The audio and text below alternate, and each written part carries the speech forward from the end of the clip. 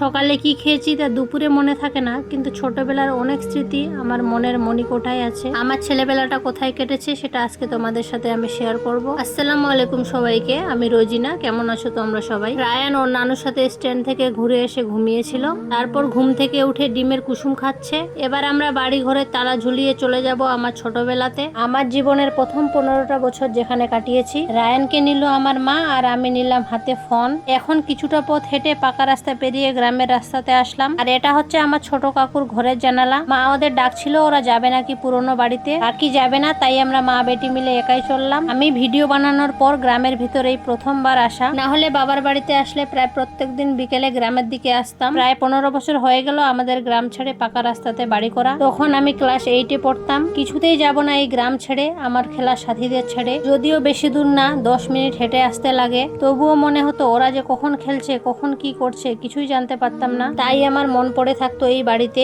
এটাই হচ্ছে আমাদের পুরনো সেই মাটির বাড়িটি, যেখানে আমার ছোটবেলার সব স্মৃতি জড়িয়ে আছে। এই বাড়িটাতে দুটো ঘর ছিল, খুব ছোট ছোট ঘর। একটাতে আমরা থাকতাম আর একটাতে থাকতো আমার দাদি। কাকুদের তখন বিয়ে হয়নি, ওরা বাইরে কাজ করতো। আমার বাবা যখন ছোট তখনই আমার দাদু মারা গেছে। প্রথমে দুটো ঘর একটাই ছিল, পরে দুটো ঘরের মাঝে চাটুই দিয়ে বেড়া ছিল। এখান থেকে যাওয়ার অনেকদিন পর আমরা বাড়ি সহ এই জায়গাটা আমার বড়াব্বুর ছেলেদের কাছে বিক্রি করে দিয়েছিলাম। তখন বাড়িটা খুব সুন্দর হয়েছিল, কিন্তু ওরা কেউ থাকতো না, এখানে গরু রাখতো। যত্নের অভাবে বাড়িটার আজকে এই অবস্থা তোমরা দেখতেই পাচ্ছ। পুরো বাড়িটা একটা জীবাশ্ম হয়ে পড়ে আছে। আর এখানে আমার পাপাটাকে দেখাচ্ছিলাম, দেখো তোমার মা একসময় এই ঘরটাতে থেকে বড় হয়েছে এবং পড়াশোনা করেছে। তবে যাই হোক, এই বাড়িতে আসার পিছনের কারণটা হলো এই জিনিসটা আমার জন্মের পর আমার নানি দিয়েছিল। ততদিন এই বাড়িতেই ছিল, আজকে এটা দরকার পড়েছে, কিন্তু এটা নষ্ট হয়ে গেছে। আর এই সেই আমের গাছ যেটা আমাদের বাড়িতে ছিল, যাকে ঘিরে অনেক স্মৃতি জড়িয়ে আছে। আর এই পুকুরটা দেখছো, এই পুকুরেও আমার অনেক স্মৃতি জড়িয়ে আছে। এই পুকুরেই আমি সাঁতার কাটতে শিখেছি। আমার কানে এখনো বাজছে আমার ছোটবেলার সাথীদের আওয়াজ,